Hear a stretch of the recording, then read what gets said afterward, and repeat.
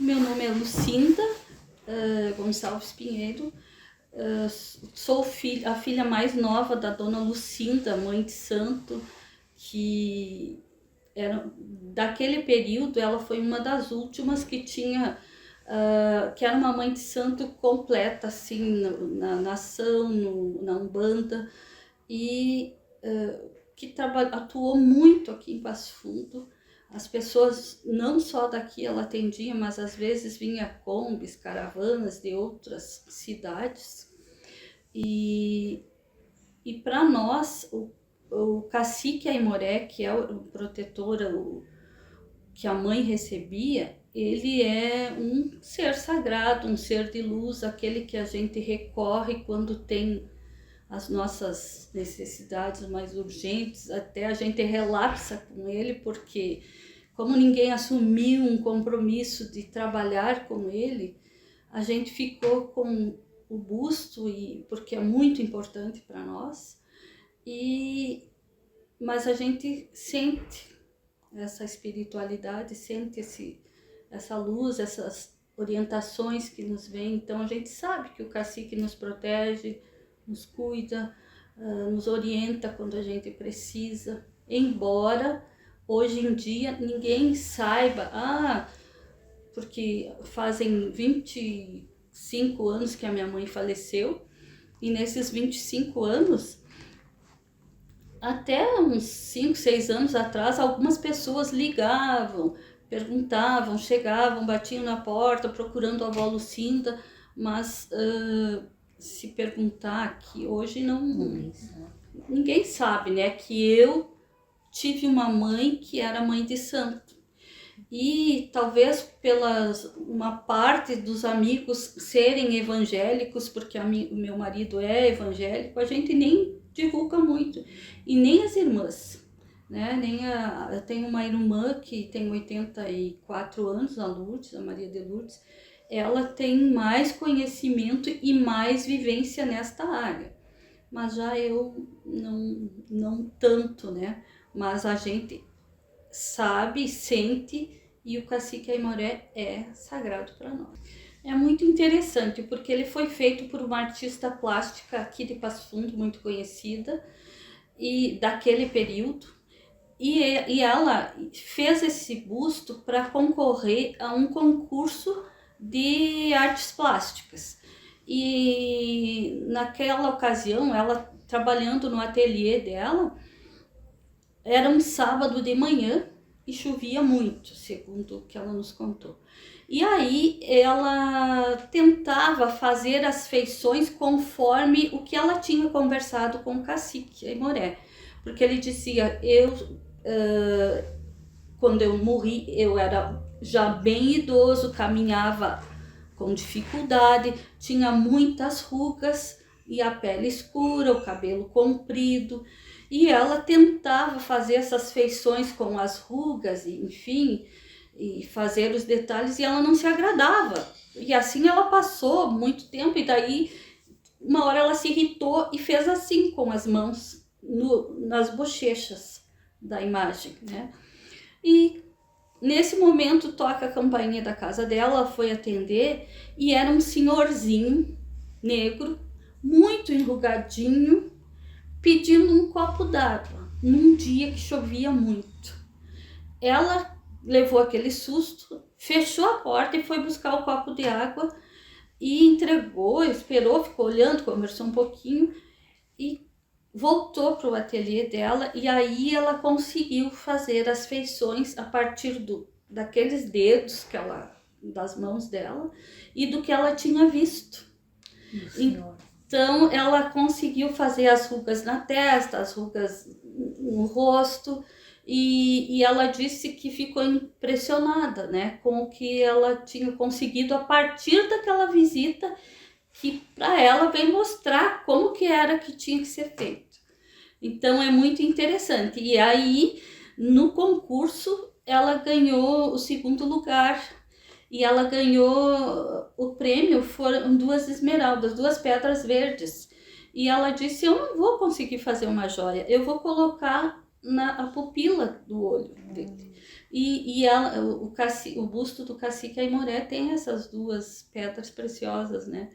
Então, ela disse que o presente que ela ganhou, né, ele se materializando ali, mostrando como que ele era, foi muito impressionante para ela, e ela disse, eu não vou conseguir usar isso como uma joia, eu quero deixar com ele. Então, é muito interessante. Ela não dava conta, ela queria que fosse segunda e sexta-feira, ou quarta e sexta-feira, mas aí era muita gente. Então ela atendia segundas, quartas e sextas a partir da 1h30. E aí, quando chegou um ponto que a gente começou a dar fichas. Disse, quando chegar a ficha tal, ali pelas 5h30, 6h, não dá mais, né? Porque ela cansava muito, né? Então não podia ser uma vez por semana. Então era segunda, quarta e sexta. E aí era o grande público que não tinha problemas em ser visto aqui na comunidade, né? Mas as famílias tradicionais de Passo Fundo, a mãe, ou aquelas pessoas mais da elite, que a mãe atendia à noite, depois das 20h, com hora marcada, e aí era só o senhor Hipácio Carolino que não queria ser visto por outras. Aí eram médicos, eram advogados, eram muitas professoras. A mãe tinha muitas filhas de santo professoras, tinha médico, tinha um contador famoso aqui em Passo Fundo também. Então era um público bem diversificado e eram todas pessoas, né? Mas era assim, eu não quero ser visto, então eu não vou na segunda, quarta e sexta. Eu prefiro que a senhora me atenda tal hora. E quando veio o telefone, que a minha irmã trabalhava na CRT, então quando ela veio, os primeiros telefones de linha, meu Deus, aí foi aquele confusão, né? Porque a gente tinha que dizer, olha, a partir de agora ela não atende mais. Mas é só falar com a dona Lucinda, eu preciso contar uma coisa para a avó, olha, é urgente. E aí era complicado, sabe? Você dizer não. E às vezes a gente tinha que dizer não, sim, porque preservar a saúde dela, né? A mãe faleceu com 79 e ela teve um câncer de útero. E o coração, teve até uma discussão entre o cardiologista e o ginecologista, porque o cardiologista afirmava que sim, que podia, mas o ginecologista achava que o tumor estava grande demais e ela não resistiria.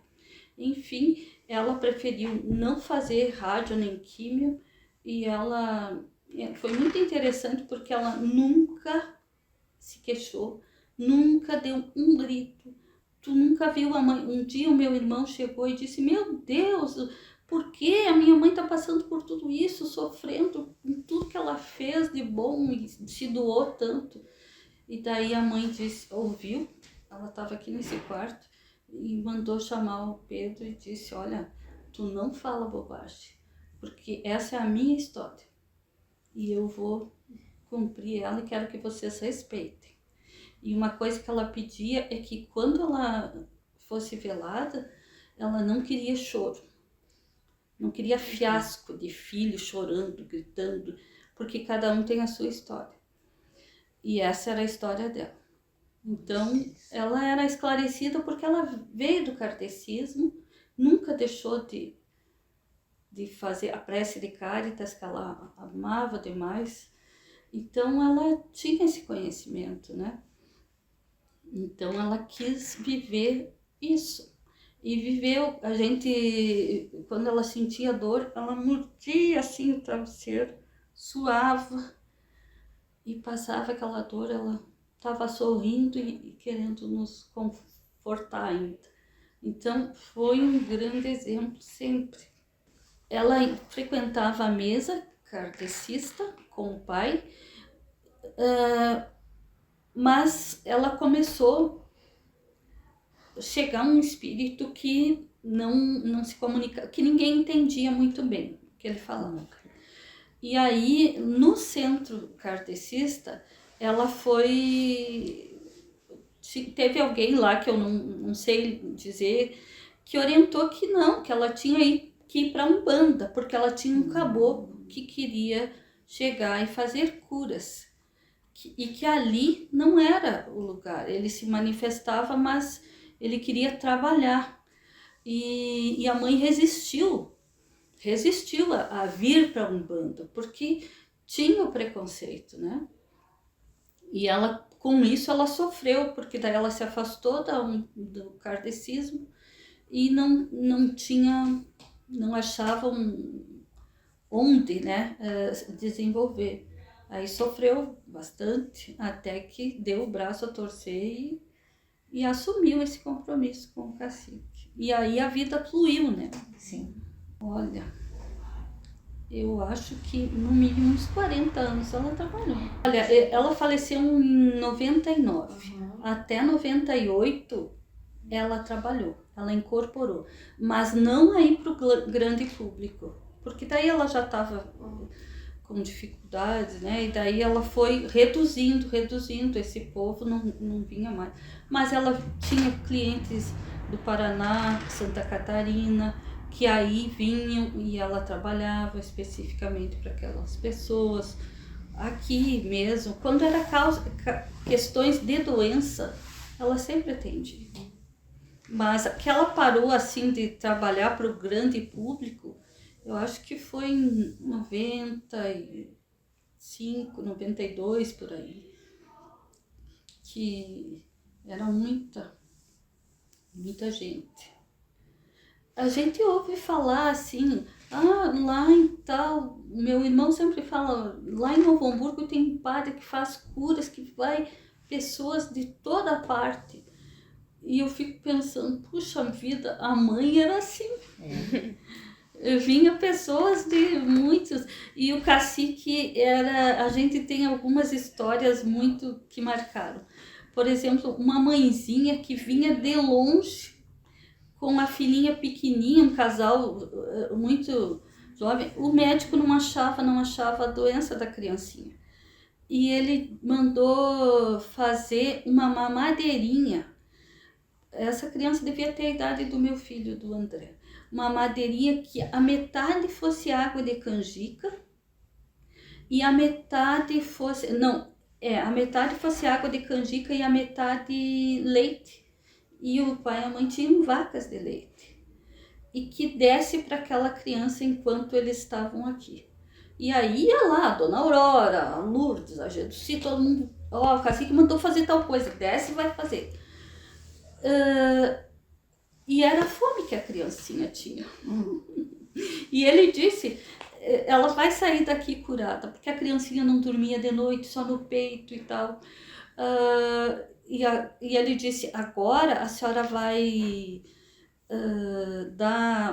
aumentando o leite e diminuindo a água de canjica, até ficar só o leite. A senhora complementa com o leite do peito. Então, quando era várias questões assim, outro caso de uma pessoa que criou uma casca, uma ferida no rosto, muito horrível de ver, isso eu me lembro perfeitamente. E daí ele perguntou se ele estava disposto a posar ali, a ficar ali. Ele disse que sim, para se curar ele fazia qualquer coisa. O cacique bateu mel, muito mel com... Aí vou ter que falar, não sei, matou um galo branco, bateu o mel com o sangue daquele animal, uma proporção assim de, digamos que era um tanto assim do sangue e o resto de mel e babosa, alguma erva tinha, era babosa. Bateu aquilo até ficar um gel e passou em cima daquela casca, aquela ferida toda e cobriu com algodão. Mas emplastou o rosto, que ficou os olhos assim de fora. e de manhã e cobriu com um paninho branco, que era amorim branco, né, que usava. Aquele pano, aquela casca toda saiu naquele pano e ficou aquela pele fininha, sabe? Que as veias apareciam, assim. Então, era muita cura, sabe? Essas coisas, até nem sei se depois tu mantém ou não, porque aí tinha coisas que eram mais... Não eram só plantas, não eram só banhos, né? Não era... Que a Umbanda é um mistério. Então, são algumas... Se a gente fosse falar com os meus irmãos, meu Deus, teriam muitas coisas, né? Eu me lembro de eu pequena, assim, tipo uns 10 anos, perguntando: mãe, aonde que tu fica quando o cacique tá aqui? Me lembro dela dizendo, e ela dizendo, a mãe tá aqui, a mãe tá junto, a mãe tá do lado, só que a mãe não fala, quem fala é ele. E eu dizia, porque a gente, criança, quer estar junto com a mãe, né? E a gente não teve muito esse privilégio de estar o tempo todo junto com ela. Porque era muito... Aqui, vocês imaginem que essa quadra inteira era dos meus pais, né? Então, aqui nós tínhamos pombas, tínhamos galinha de Angola, tinha muita fruta, tinha muita horta, que tinha de tudo, tinha muito chá, todos, era um herbário, todo chá que tu imaginasse, a mãe tinha, toda a planta medicinal ou energética, a mãe tinha, né? Então, tem um pé de cipó mil homens, que a gente cortou há pouco, o cipó era grosso assim, e ficou, ele tomou conta de um pé de nozes e emaranhou com um pé de caqui, e aquilo ali para tirar não era fácil. Então a gente foi dar uma ajeitada no pátio e então coisas que ela plantava o tempo todo. Se ela tinha, era uma índia, né? Ela estava o tempo todo ou na horta ou na água lavando roupa, porque tinha muitas nascentes aqui para baixo, ali embaixo nós tínhamos. E ela estava sempre, e ela dizia pra gente: tá estressado, ficou brava, tá nervosa, vamos lavar uma roupa lá na água corrente, vamos lavar uma roupa lá na água corrente. Se dava uma briga entre as irmãs aqui, ela já dizia: ó, Fátima, pega, a Fátima era do tanque, sabe? Então ela estava sempre lidando, horta e essas plantas medicinais. Quantos irmãos? Nós éramos em 7. Tu era mais nova? Sou a mais nova. 2 já são falecidos, 2 irmãos. Então, foi uma infância muito rica, porque além de os irmãos e dessas pessoas que vinham, tinha os primos que vinham para estudar em Passo Fundo. Uma das filhas de santo da mãe, ela fez todo o ensino médio, toda a faculdade aqui e saiu, morando aqui conosco, e saiu para ir trabalhar na UPF, daí já foi para o apartamento dela. Então era a casa, eu não sei se vocês conhecem, mas aqui era a legítima casa de Umbanda mesmo, porque era aquele entra e sai e aquela comida, panelões de canja desse tamanho, porque às vezes chegavam pessoas aqui que vinham até sem comer, né? Então, e ficar à tarde esperando aqui, o cacique já sabia: Fia, tem gente lá que não comeu. Então, veja quem está precisando.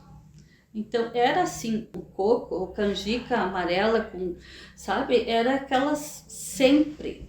Não era uma geladeira, não era um fogão, sabe? Aquilo era muito. Então, a gente se criou assim, nesse bolor todo. Mas foi uma infância muito rica de poder brincar, de conviver com a natureza, com os animais, de aprender a tirar leite, de botar o Toddy no copinho e tirar o leite direto ali. Eu aprendi a tirar leite muito cedo. E conviver com as vaquinhas de leite, que para nós também eram sagradas. porque o pai e a mãe, eles compravam nesse período que não tem pasto, aquelas vaquinhas muito magras, e vendiam aí em janeiro, fevereiro, março, aquelas vacas grandes e gordas, bonitas. A gente banhava elas, escovava. Então, também eram sagradas as vaquinhas de leite para nós. Nos davam alimento e nos davam, quando a mãe vendia, a gente e o pai, a gente ganhava um bom dinheiro, né? E fazer do Visconde um clube para as meninas negras, não só ter seu baile de debutante, mas também aprender várias. Se fosse, na época ela dizia aprender a bordar, costurar, fazer as coisas das meninas daquela época e ir aos bailes, né? Ter o direito de ir aos bailes. Então ela sempre, porque ela foi nos bailes, 2 ou 3 bailes no Visconde, onde ela só pôde dançar com o meu tio Mário, o irmão dela, né? Porque o pai não dançava e era ciumento. Né? Então ela tinha um sonho. Quando ela viu o Visconde assim, o Clube dos Negros, o Visconde de Rio Branco tá tão jogado, atirado, ela sempre falava, eu vou jogar, um dia eu vou ganhar e vou fazer daquele clube assim para todas as meninas negras que queiram, que não têm condições, né? Ela queria fazer oficinas de artesanato e todas essas coisas. E aí ela contando esse sonho para mim, eu dizia, meu Deus, mãe, né? Nunca ter podido ir a um baile, pintar a unha não era uma coisa de mulher direita, né? Usar um batom, ainda mais vermelho, não era uma coisa de mulher direita. Então, talvez por isso o pai tenha se identificado tanto com o meu ex-cunhado, que era evangélico, e permitido a Fátima namorar, porque era um rapaz direito e comungavam dessas coisas, né? Porque os evangélicos, eu acho que diretamente não, mas indiretamente sim. Por baixo do pano. Nós ficava sabendo assim, até os próprios vizinhos, sabe? De que, é aquela bicharada, porque aqui tinha as vaquinhas de leite, tinha as galinhas, tinha galinha de Angola, tinha de tudo, era uma chacrinha mesmo, né? E esse movimento que fazia na rua por causa da Umbanda, enfim, e aí a gente ficava sabendo, sim, que disseram, chama a avó de batuqueira, aquela velha batuqueira, e os filhos da velha batuqueira, né? Então esse preconceito a gente sofreu, sim, sofreu muito. E talvez eu, de minha parte, tinha assim uma vergonha de dizer que, né, eu era filha da batuqueira, porque não é que nem uma criança não quer ser negra, porque tudo que não presta é associado ao negro, né?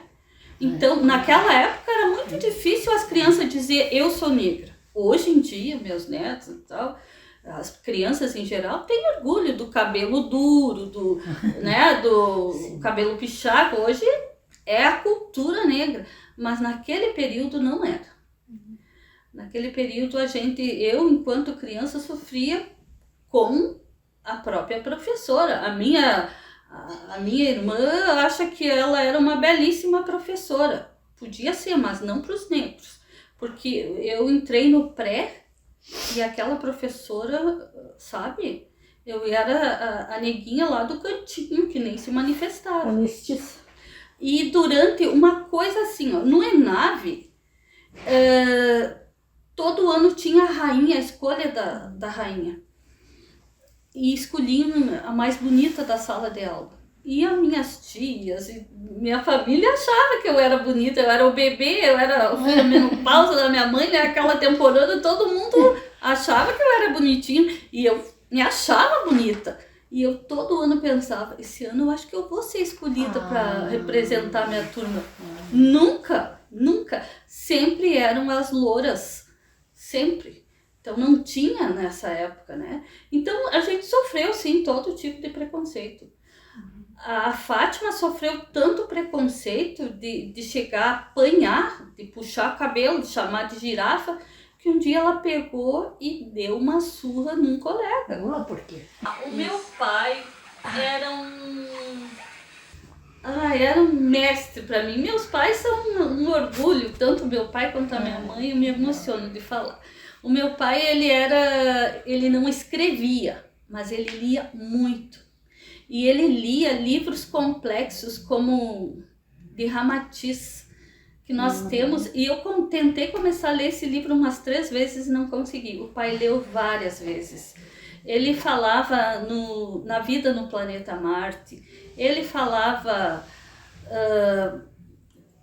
bom, porque o kardecismo ele é uma cultura, tu tem que estudar muito, né? E o pai lia muito. Então, quando o pai era muito sóbrio, sempre.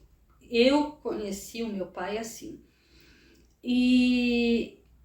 Mas de vez em quando, sabe quando a família se... porque imagina, 5 em casa, porque os 2 mais velhos já tinham saído, mas dava aqueles... E a mãe já falava alto também, ele só falava... Ele era miúdo, baixinho, mas ele tinha uma voz tipo a tua, assim, sabe? E quando ele dizia, chega, agora chega, Acabou. Não tinha mais ninguém. Rompeu. Pra mim era assim um respeito, sabe? Ele nunca levantou a mão pra mim. Os outros sim, Que não existe apanharam hoje. muito. Respeito. Mas ele bastava um olhar, sabe, do meu pai. E ele era um homem muito firme. Assim, e sempre falando coisas. Uma outra história que essa vale a pena contar. Ele sabia do futuro também. Porque ele várias vezes me contou, minha filha, vou te contar uma história. O pai tinha um compadre, o compadre Valdomiro, ele estava na hora dele fazer a passagem e ele me chamou para eu começar a rezar o Pai Nosso com ele e me disse, eu não vou terminar, o senhor termina para mim, compadre. E eu dizia assim, não, nós vamos continuar, não, o senhor vai terminar assim. Mas enfim, o compadre Valdomiro não terminou, faleceu. E depois que ele fez a passagem, que o pai chamou a família, porque era um pedido dele. Ele disse, eu não quero que venha a família gritando, então o senhor faz isso comigo, o senhor me encaminha e depois o senhor chama. E eu ouvia aquela história. E daí ele me dizia, filha, quando a gente vê alguém muito mal, a gente não se desespera. A gente fica tranquilo e faz a oração que o Pai Velho nos ensinou, que é o Pai Nosso. E deixa a pessoa partir com tranquilidade. E eu dizia, ai meu Deus, o pai de novo com essa história. De novo com essa história. Eu digo, sim pai, o senhor já me contou a história do compadre Valdomiro, que não sei o que. Sim, mas escute filha, escute. Daí eu ficava assim, puxa vida, é brabo ser velho, já me contou 10.000 vezes essa história, né? E daí ele dizia, escute filha, a gente fica tranquilo, é um momento que tu tem que tomar decisões e tem que deixar a pessoa fazer a passagem com tranquilidade, beleza. Aí ele ficou doente, ficou na cadeira de roda e tinha um quarto lá embaixo, a gente botava ele deitar lá embaixo. Tava a mãe e a minha cunhada na cozinha e eu cheguei e perguntei, mãe, e o pai? Tá deitado ali, filha. E eu entrei no quarto, ele tava naquela agonia. Ele já tava... E eu saí correndo, não era por acaso que ele me contava tantas vezes, eu saí correndo, desesperado, pensei, eu não quero ver, o meu pai tá morrendo. Daí quando eu cheguei assim na metade ali, na frente onde é a casa do meu filho, aqui no fundo, tinha um poço, eu cheguei ali naquela fonte e travei, e me veio tudo na cabeça. Quantas vezes ele me contou, por quê? Porque eu preciso ser calma e tomar decisão. Daí eu chamei, mãe, vem aqui rápido, e trouxemos ele para cima, chamei um primo que estava aqui, pegamos, trouxemos, liguei para a Geduci veio imediatamente e levamos para o hospital e eu fui conversando com ele, pai, tu vai ficar bem, vamos rezar. E daí colocamos uma toalha assim para ele, tava vomitando. E fui segurando a mão dele, a mãe sentada do lado, sentada atrás, e ele com o banco deitado assim. E eu segurando a mão dele, eu digo, pai, vamos rezar então? Tu me acompanha? E a Gelsi dirigindo. Então isso é um momento inesquecível para mim também. E eu fico pensando, tanta coisa ele sabia. Ele me falava tanto da história, sabe? Da história, da geografia, da política. E eu, ai pai. Aí quando eu cheguei na faculdade, eu não tinha mais ele. Fazia 1 ano que ele tinha falecido. E tudo aquilo que ele falava de Getúlio Vargas, do Brizola, de tudo aquilo. E tinha um professor que falava muito mal do Getúlio, que era ditador, né? Que Getúlio Vargas foi um ditador, que não sei o quê. E eu dizia, não, Getúlio não foi, ele criou as leis trabalhistas, o povo trabalhava 12 horas por dia, 14, como era o patrão que decidia, e aquele professor pegou no meu pé e eu peguei no pé dele, e eu chegava em casa e dizia, mãe, mas o pai falava tudo isso. Algumas coisas eu não sabia porque eu não dei a atenção que eu devia ter dado. E daí a mãe dizia, mas tu não quer passar? Mãe, olha, ele me deu 3, me deu quase 0. Ela disse, tu tem que escrever o que ele quer que tu escreva. Tu tem que sair de lá, tu já é casado, tu já tem filho, tu vai querer ficar batendo boca? Então meus pais, embora não tenham estudado, eles foram grandes sábios, sabe? E a mãe também, eu trago para minha vida e passo isso para os meus filhos. Eu tinha 12 anos e ela me disse, a Gelsi disse, Lucinda anda com uma menina, mãe, que a Gelsi era secretária no ENAV na época. Aquela guria não é companhia, porque não sei o que, porque não sei o que. A mãe me chamou, botou sentada e disse assim, olha, tu tem que ver que se de 10 palavras, 5 são bobagem, que não é coisa boa para tua vida, tu não pode ser amiga dessa pessoa. Tu tem que filtrar, se a pessoa 10 palavras, 5 é bobagem, não pode. Tu tem que andar com pessoas melhor que você. E isso eu levo para minha vida até hoje. Meu pai não tem erro. Se tu convive com uma pessoa que só fala besterol, não te acrescenta nada na tua vida, não serve, né? Então, eu digo, veja quanta sabedoria. A mãe não lia e não escrevia. E sabia tanto da vida, né? Então, o que é essa espiritualidade o que é esses anjos da guarda que a gente tem, né? Se a gente confiar, se a gente acreditar, eles estão aí. Meu pai e a minha mãe eram mestres. E uma lavadeira e um pintor, né? E com tanta sabedoria. E a gente vê tanta gente com canudo na mão e tão boba, fútil, né? Eu acho que com a mãe e em nome dela, a todas as mulheres negras, né, que viveram e que se dedicaram tanto, e ainda tem gente séria, né, que se dedica, em nome dela, a todas essas mulheres negras que sofrem tanto preconceito e discriminação. O que eu tenho para dizer é que muitas pessoas, até evangélicas, na hora da dor, procuraram o cacique Aimoré. E ele não se negou a atender. Então, religião é religar com o sagrado, né? Com o divino. Então, se tu quer ter uma religião de respeito, saiba respeitar. Saiba respeitar. Eu acho que isso é o mais importante de tudo. Porque não é a roupa, a cor, o cabelo, nem teus títulos que fazem você ser gente. O que nos faz gente é ser gente de fato, né? É a nossa essência, essa espiritualidade. Então é isso. Em nome dela, todas as outras. Legal. Ótimo.